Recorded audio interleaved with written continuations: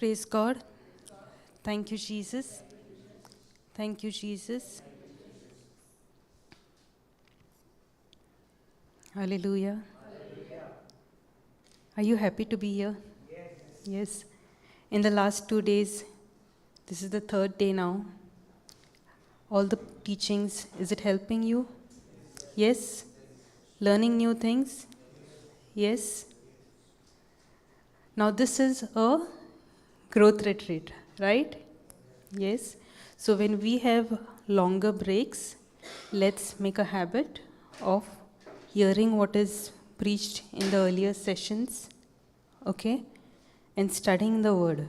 Because when we study is when we grow. When we study the word is when we grow spiritually. Yes? Are we all going to do that? Praise God. And those of you who have activated their gift of tongues, practice it, because that is how you will grow spiritually. Now one of the reasons we take that session on the first day or second day is so that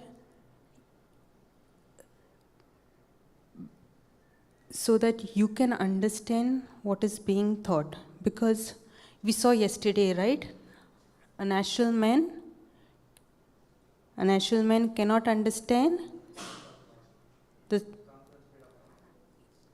the spiritual things. So, if you are not using the gift of tongues, all of the sessions that you are hearing over here, you will try to understand those sessions with your mental ability, your natural ability. Your natural man will try to understand what is being taught. And what does the scripture say? Can you put that? 1 Corinthians 2:14. What does the scripture say? The natural man does not accept the things of the Spirit of God. So it is very important that you speak in tongues, because spiritual things, the things of the Spirit, the Word of God, can only be understood spiritually. Praise God. Thank you, Jesus. Thank you, Jesus. Now, I was telling yesterday that my growth, spiritual growth, only started when I started speaking in tongues. So whatever sessions I was attending previously, before I activated tongues, I was trying to understand whatever is being taught, whatever I am learning with my natural ability. Which is why I could not understand what was being preached. I was taking down notes also, which was being dictated in the session. But could not comprehend what is being taught. Now, when I activated tongues and when I started speaking in tongues day and night, I went to my old notes. And when I started reading those notes, that is when everything started making sense. Now, some of you are new here. Yes? Hearing the word for the first time? Yes? Yes, I know there are some new people here. Some of you are hearing or are in the word for a very long time, correct? There are people here who are in the word for a very long time. Praise God. Thank you, Jesus. Now, sister, I was asking earlier, now she's in the word. But how to convince the family? Yes,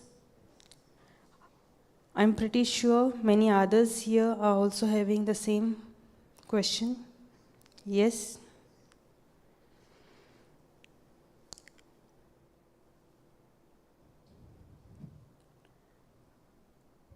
Now, when we have tasted the love of God, we know what it means, right?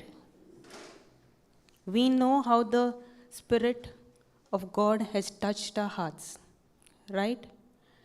And family and friends being close to us, they are the first people we want. We want them to know what we know, right? And obviously, it hurts when you try to tell them and they don't understand, correct? It bothers you because you know how much it has touched you and what changes it has brought in your life.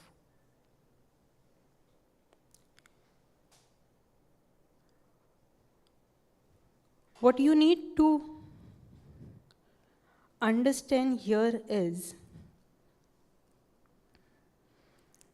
that you cannot convince anybody on your own to change their life. You cannot convince or force anybody to hear the word. Only the Spirit of God can do that.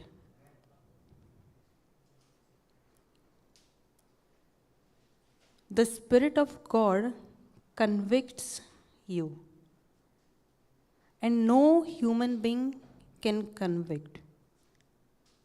And every man has been given a free will. So they will decide. They choose. They make the decision. The more you force, the more they will go away. The more they will rebel. That's the nature of men, to rebel. After the fall, the carnal nature of men is to rebel. So if you try to teach them spiritual things, there is no way they are going to listen. And in the family, the only way you can, family, friends, the ones who are close to you, the only way you can preach to them is by your actions.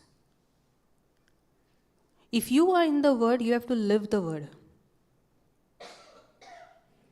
There are many people who we see, who we know, who we think are in the word, just because they will be like, oh, praise the Lord, oh, I've heard your teaching, oh, I know you said so and so, oh, I'm doing so and so. But I personally know many people that claim to be in the word but are not living the word. And family is close to us, right? They are the people who know who we really are. Now, if you're saying you're in the word, but if you're not living the word, and if they see your life, how are they and why are they going to listen to you? Right? You might give them the word because you have that knowledge. But if you're not living the word, what will convince them to listen to you? Right? We have to live the word. And there will come a point where when you are living the word, they will see the life you are living. They will see the changes that the word has brought in your life. And they will ask, how is she so different now? Why is she not like before?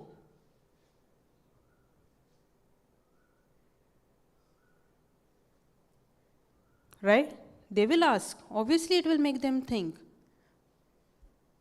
He used to get angry so much all the time.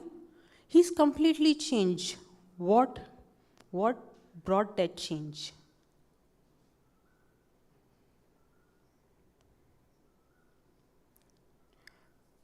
When their heart is ready, they are gonna accept the seed. Praise God. Thank you, Jesus. Thank you, Jesus. How many of you are sleepy? Say hallelujah. You're sleepy? Praise God. Thank you, Jesus. Yeah. Praise God. Okay. Let's do some revision. Yes. What were we learning in the morning? Spirit, soul, and body. Can I have that image? Thank you, Jesus. Praise God.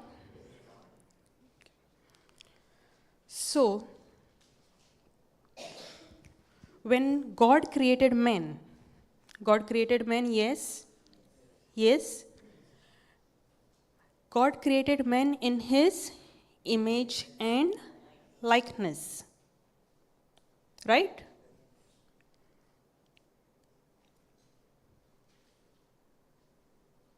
When God created man, he created man in his image and likeness. Now, God is a spirit.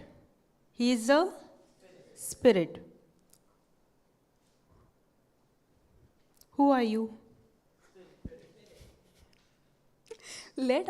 Give others a chance, please.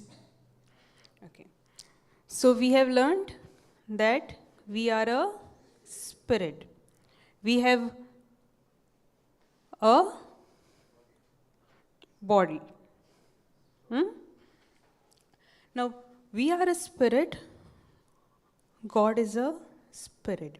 We are created in his likeness and image. So when this scripture, Genesis 1:26, says that we are created in his likeness and image, we were created just like him spiritually. Okay? Now, to live on this earth, we need a suit, which is our body. Okay? And we possess a soul. We possess a soul. Now, an instruction was given to men by God. Yes? Instruction was given to men by God. What was men told? What was the instruction? Not to eat the fruit of the tree of the knowledge of good and evil. So God did not want us to know the things of the evil. Okay? But what men did? Men disobeyed. Now, when men disobeyed, man who was created in the likeness and image of God, he was a spirit. When he disobeyed, he who was a spiritual man, he was a spiritual being, he became carnal. When man was a spirit, he was and God is a spirit. He was talking to God in the spirit. The word of God says that God walked with man. So man was created to have fellowship with God. When he disobeyed, he who was a spiritual being became a carnal being. Now, when he became a carnal being, he started operating in his soul. Okay? What is there in the soul? Your thinking, your choosing, and your feeling. Write it down. In your soul mind, there is your thinking,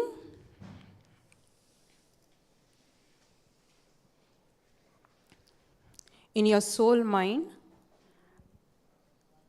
there is your thinking, your choosing, and your feeling.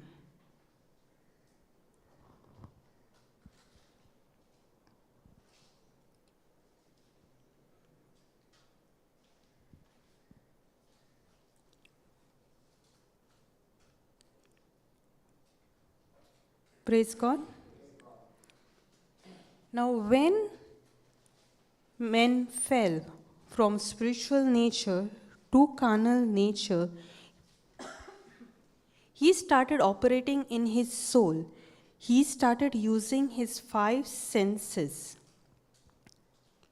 The 5 senses he started using when he became a carnal man. Now, God is a spirit. Man started using the things of the physical that is in the world, the physical laws, to communicate with God, which could not happen. So there was a disconnect. What did God say in his word? What will happen if he disobeys? Death. What is death? Did Adam die when he ate the fruit? Did he die? Did he die? He didn't die, no. Physically, you cannot see him dead. He died spiritually. Now, when I say he died spiritually, what does that mean? There was a separation from God and man. Man could not communicate with God. You know, many a times we think that, when we try to overcome some sin, and for a while, say, suppose we have managed to not commit that sin. But if we commit that sin, we feel guilty. Yes. Then we feel, oh, now I cannot pray. I don't deserve to pray. I don't deserve it. I cannot go to God now because I've committed such a big sin. We think that so many times, right? Yes. But God never stopped communicating or walking with men. The first murderer, he heard the voice of God. He heard the voice of God. And even now, God speaks to you. Even you might think that you have committed a big blunder, that you are such a big sinner, but He still cares for you. So many times we must have heard that you are a sinner, you need to repent, etc., etc., etc. Yes? But the kindness of God brings repentance. God cares for each and every one of you.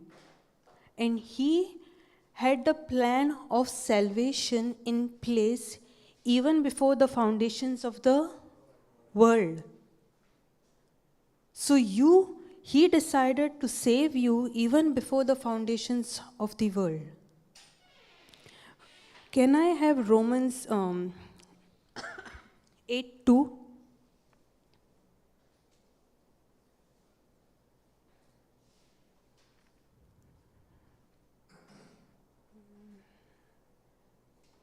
Ten 14.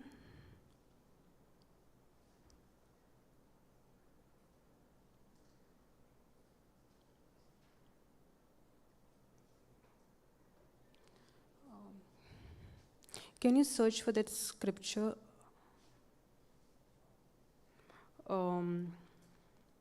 The kindness of God brings repentance.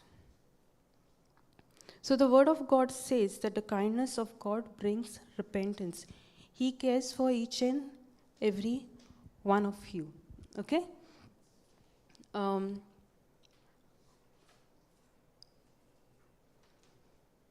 Now suppose there are two people. Okay? Romans 2:4. Or do you have no regard for the wealth of His kindness and tolerance and patience in withholding His wrath? Are you actually unaware or ignorant of the fact that God's kindness leads you to repentance? If I come and say, you are guilty, you committed sin, you did so and so, you did so and so, that won't make you change. That will make you feel more guilty. What I am supposed to go and do, I cannot go and tell my family member, you are doing this, you are drinking, and something else. You just cannot go and do that. You have to go and give the good news of Jesus Christ. You have to preach the kindness of God, the goodness of God. Because only the goodness of God leads you to repentance. When the gospel is preached to you, what Jesus did for you on the cross, that is what makes you repent and change. Now, so many of you over here whose life is changed after hearing the word will testify that when you heard what Jesus did for you on the cross is what made you repent, what made you change your life, what made you change your actions. Correct? Yes? Praise God. Thank you, Jesus.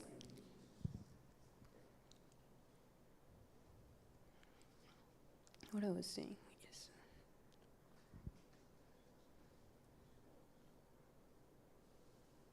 Thank you, Jesus.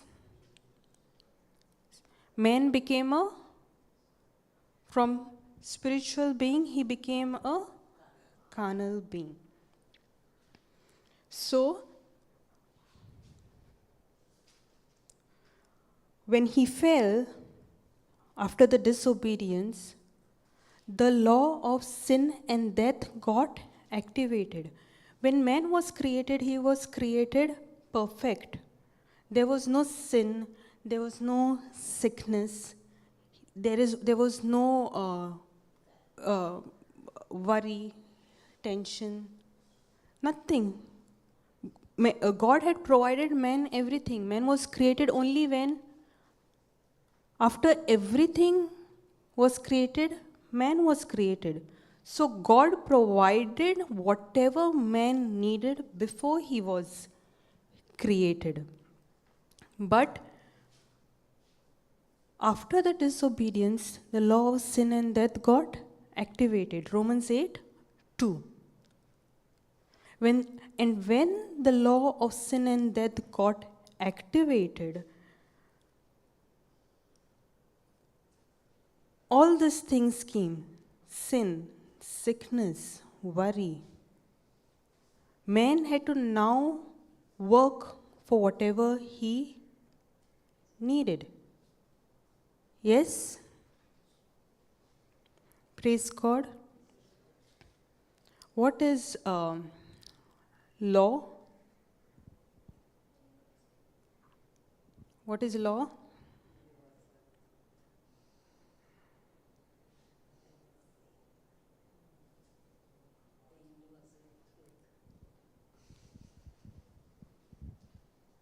Praise God. Thank you, Jesus.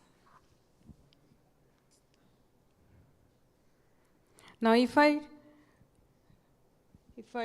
take this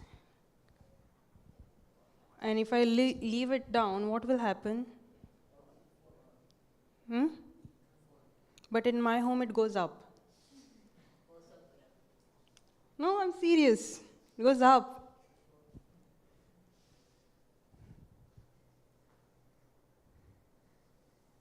You're laughing?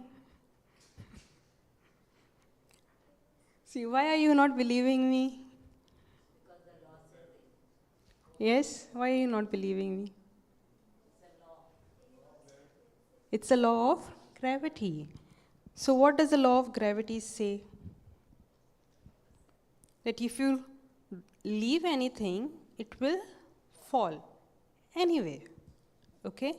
So, a law is a universally principle that anyone involved in it, the result is the same.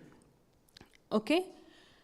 You know, you might have heard people say that when somebody committed suicide, why didn't God come and save them? Why he didn't send his angels? Have you heard people say that? Yes? Now God works in a system, and that system is in a place. There are spiritual laws and there are physical laws.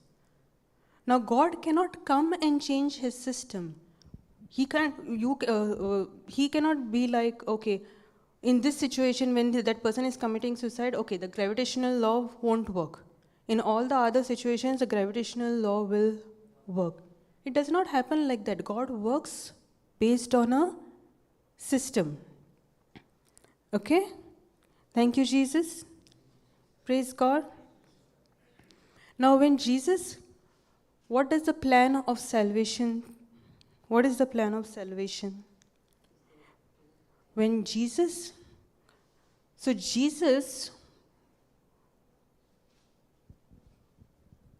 before the foundations of the world, he was ready to die for you. Now, when you see Jesus on the cross, what do you see?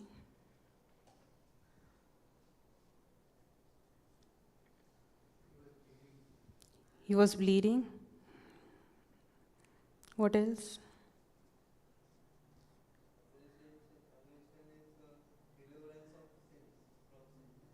When you see Jesus on the cross, on a picture or a statue, what do you see on the crucifix?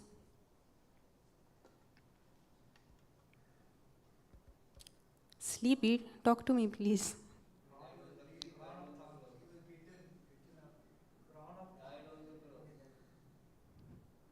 And he had wounds in his hands, nail. Okay. Okay.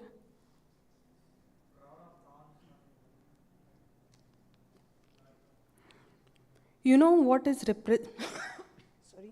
what is represented on the crucifix is nowhere close to what actually happened. Do you know that? You might see 5 wounds, a little blood here and there. Yes?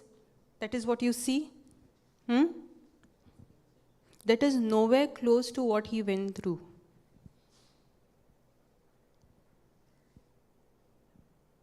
What he went through, you can't even physically recreate. Even in a movie, you cannot create it as an image, you cannot create it as a picture. His body was so disoriented. His bones were out of joints. Can you put that scripture? Psalms 22, no? Psalms 22:14, I think.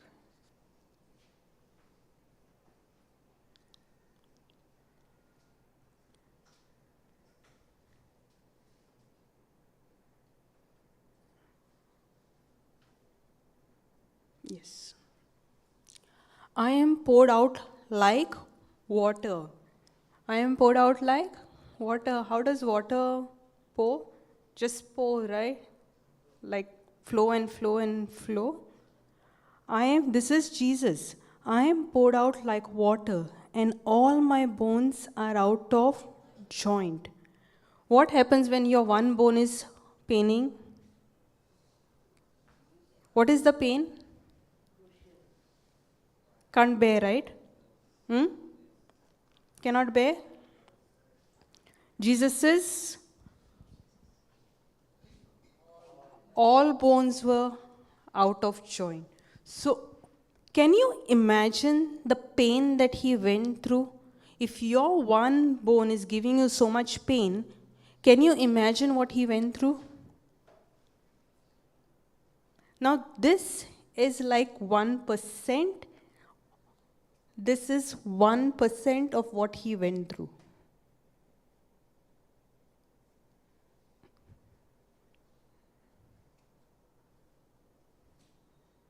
Can you picture Jesus on the cross? All his bones out of joint. My heart is like wax. It is melted by anguish. His heart is melted. It's like wax. Praise God. Thank you, Jesus. I'll let you imagine that for a while. I want you to think. Look at that scripture. Any one of you who has pain, joint pain, look at that scripture. Imagine Jesus on the cross. All his bones were out of joint. If one bone of yours is giving you so much pain, imagine how much pain he must have gone through.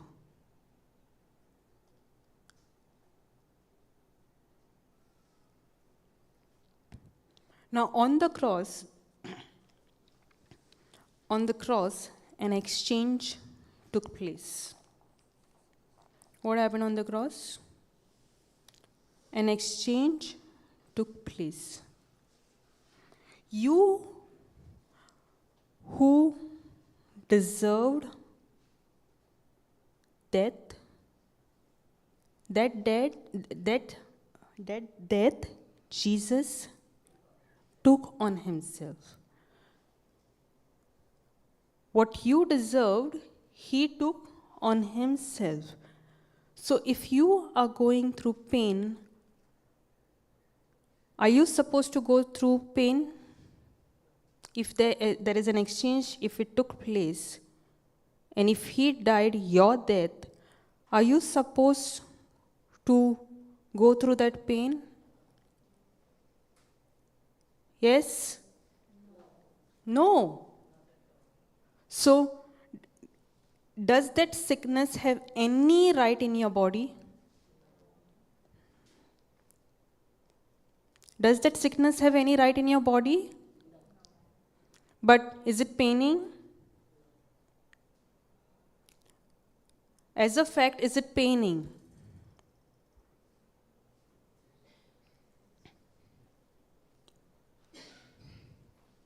If it is paining, then what do you need to do?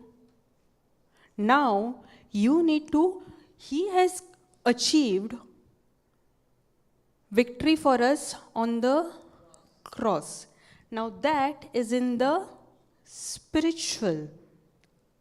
Now, from that spiritual, you need to get it in the physical. Now, to get it in the physical, you need to use the Word of God. You need to speak the Word of God. And when you when you speak the Word of God with your mouth, it becomes the spoken Word of God. When it becomes the spoken Word of God, there are angels. Do you believe you have angels around you? Yes? Each of you have angels. Now, when you open your mouth and confess the Word of God and speak it out of your mouth, the angels, your angels, they get to work because they are very, they are there to minister you, they are there to serve you. So the moment the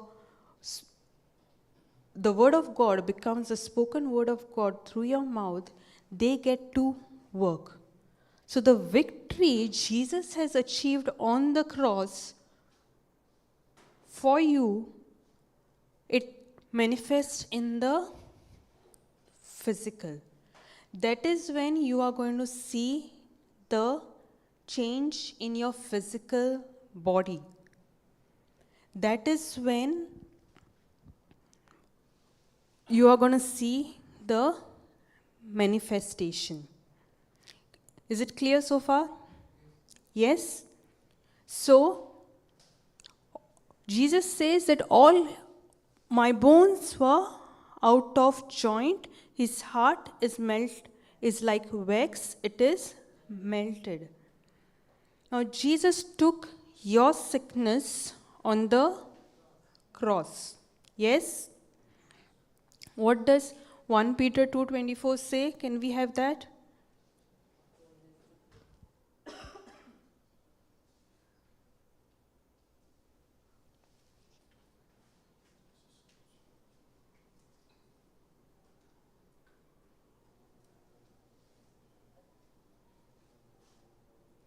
He personally carried our sins in his body on the cross. The word says clearly that he carried our sins in his body on the cross. How? Willingly. Willingly offering himself on it as on an altar of sacrifice, so that we might die to sin. We might die to sin, becoming immune from the penalty and power of sin, and live for righteousness. For by his wounds on the cross, no, you're missing something. Don't skip. You who believe. What is important? That you believe. You believe that you have been healed. What we said believing is? What is believing? I explained yesterday. Your action corresponding to the message received. So if you have pain, what are you going to do? If you have any sickness in your body, what are you going to do?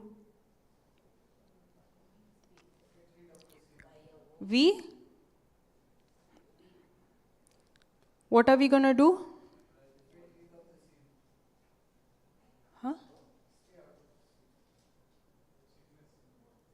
your sickness in the body, if you believe, what is the action you're going to take?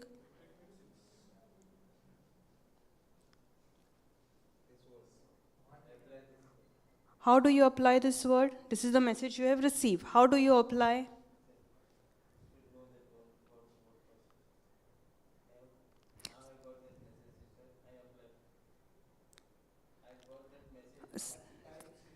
Hmm?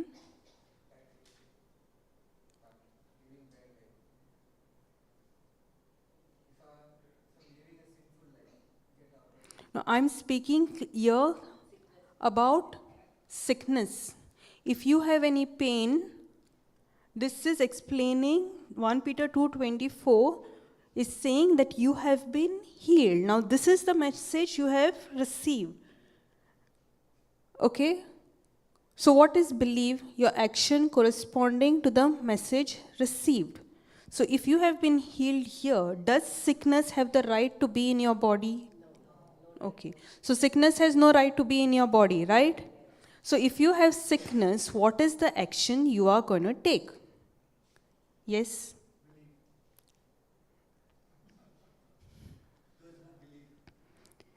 Those who believe have been healed, but this healing is not in the physical. You cannot see it in your physical body. Now, this healing is there in the spiritual. From the spiritual, you need to get it in the physical. I explained, I'll explain again. Now, to bring from the spiritual to the physical, you need to open your mouth and speak the word of God. What is the word of God regarding your healing? Exactly. So, what are you supposed to say? I am healed by his wounds. So, if you are confessing, you are believing, then you are taking an action, then you're speaking that you are healed by his wounds. Now, what is your next action gonna be? Brother, I'm speaking to you. What is your next action gonna be?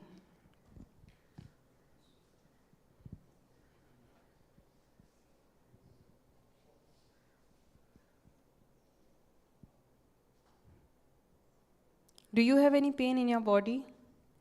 Yes. What is the pain?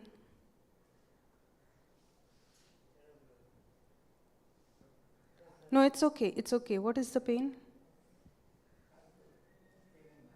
You have pain in your leg? So, what did we see the earlier scripture? All his bones were out of joint.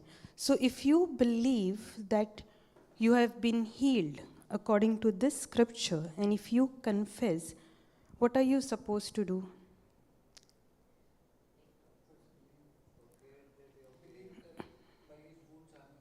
Believe?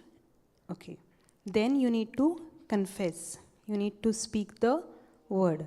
Now, when you speak the word and you confess, you need to also take an action of faith, which is when that pain is speaking to you, when does the pain speak to you? When you are walking.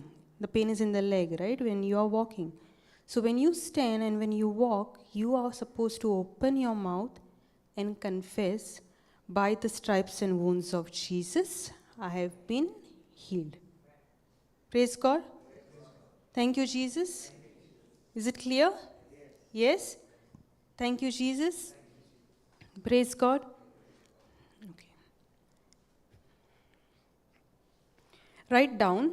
Now, I said that when Jesus died on the cross, a divine exchange took place. Yes. So, the first exchange that took place, write down. Number 1.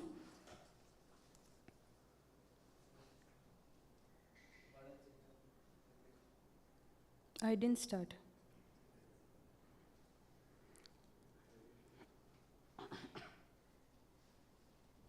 Jesus was wounded.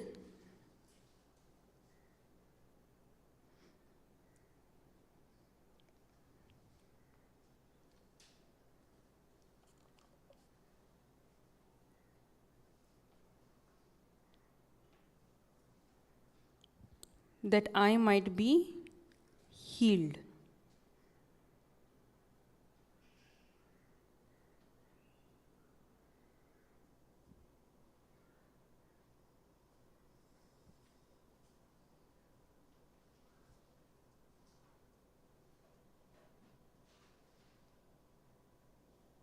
Done? Okay. Can I have John 3:16?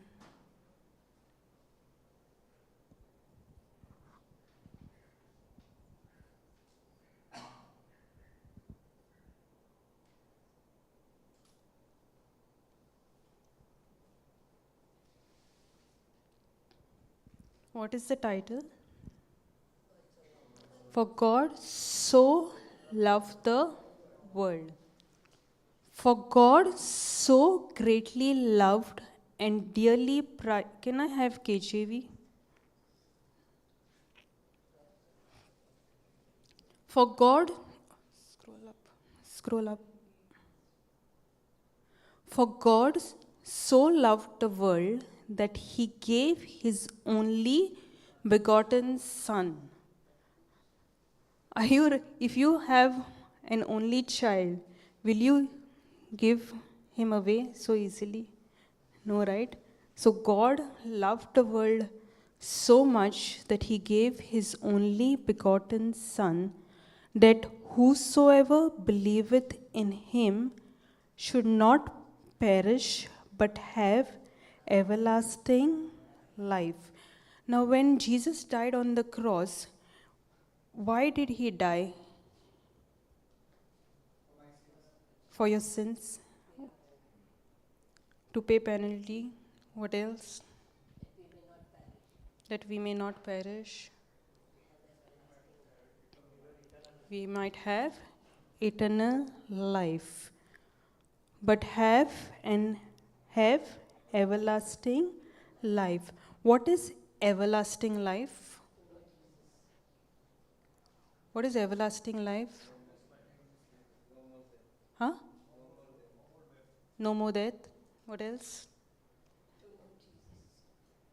What else? Okay.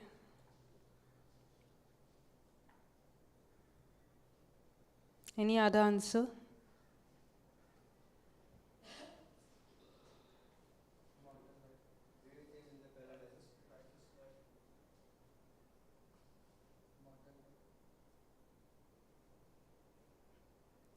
You know, when we say that Jesus died for our sins, it is an incomplete answer.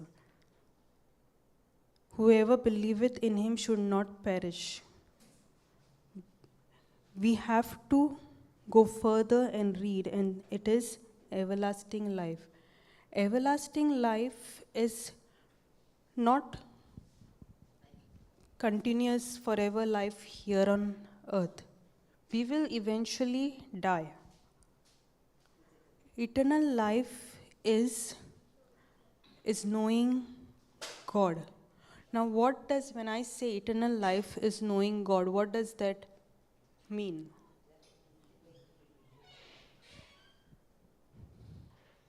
What does knowing God mean? When I heard this, knowing God, I was a bit confused. How am I supposed to know God?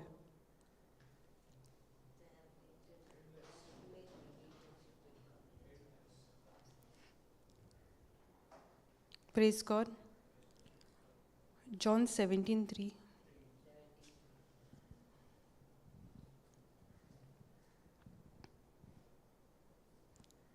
Now,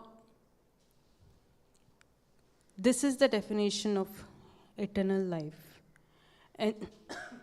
And this is life eternal, that they might know thee, the only true God, and Jesus Christ, whom thou hast sent.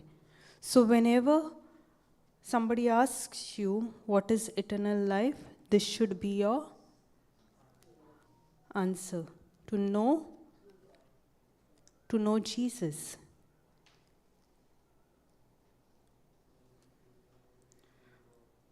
Jesus came to give us eternal life. John 10:10.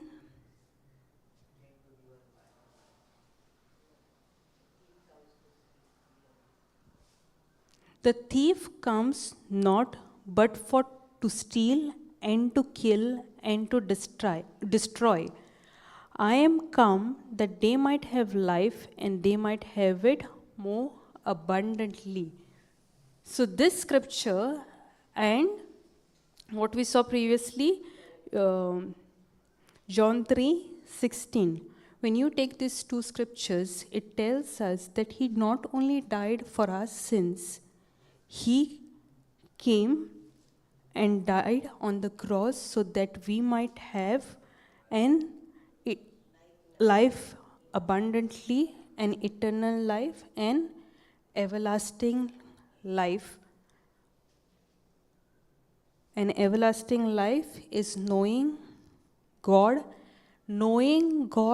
not when we die, but knowing God, having that intimate relationship with God here, right now on earth. Not later, not after death. Knowing God here, right now on earth. And yesterday we were seeing that to build that relationship, to know God, to build God, the only way you can talk to God is through the gift of tongues. That's how you build your relationships. You know God through His Word. Praise God. Thank you, Jesus. Thank you, Jesus. Write down.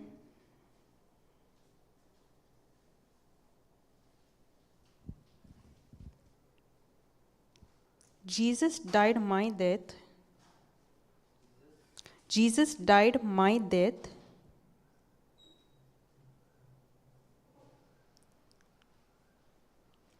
That I might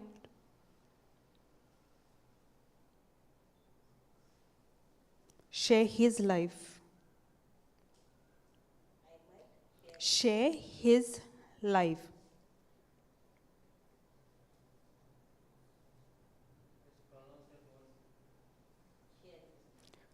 Share. SHARE.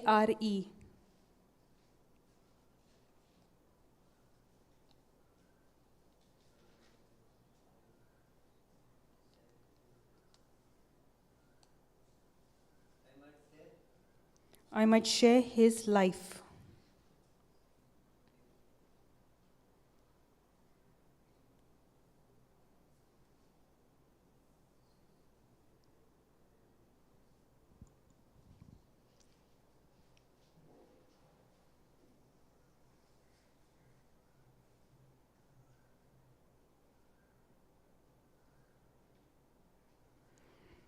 Galatians 3:13.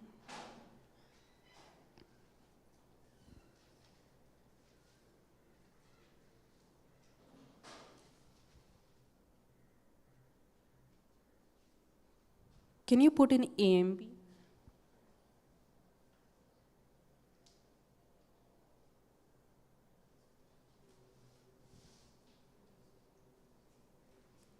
Christ purchased our freedom and redeemed us from the curse of the law and its condemnation by becoming a curse for us. He became a curse for us. Now, the cross in the Hebrew culture was considered to be anybody who was crucified on the cross was considered to be a curse. The cross in the Hebrew culture was also a tree. Because it was cut from a tree, it was said that it was assumed it is also a tree. So because Jesus died on the cross, He became a curse. And because an exchange took place, He took our curse, that is our curse that He took on the cross. For it is written, cursed is everyone who hangs crucified on a tree, that is the cross. Okay?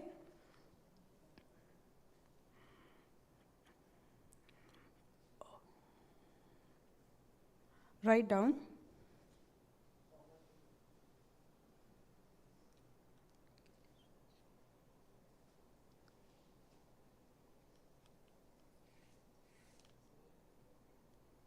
Jesus was made a curse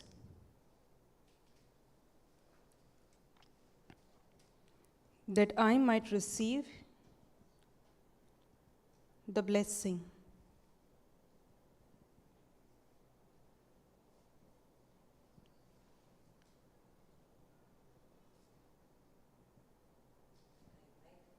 That I might receive the blessing. Jesus was made a curse that I might receive the blessing.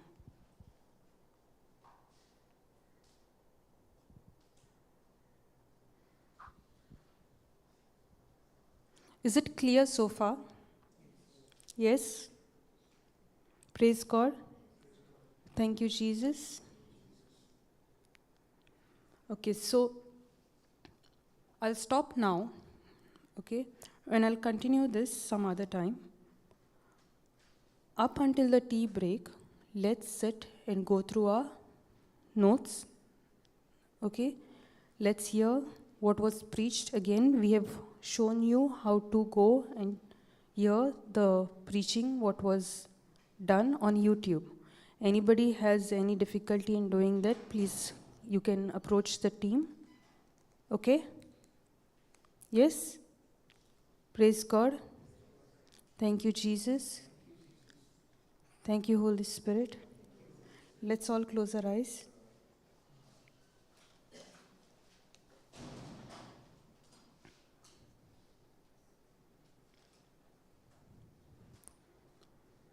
Thank you, Jesus. Thank you, Holy Spirit. Lord, I thank you and I praise you. Lord, thank you for being with me and teaching me, Lord. Thank you, Lord, that every word that was spoken has reached millions and millions of people and touched hearts, and they are changing their lives. Lord, I thank you and I glorify you, and I make this prayer, Lord, in your name, Jesus. Amen. Praise God. Thank you, Jesus.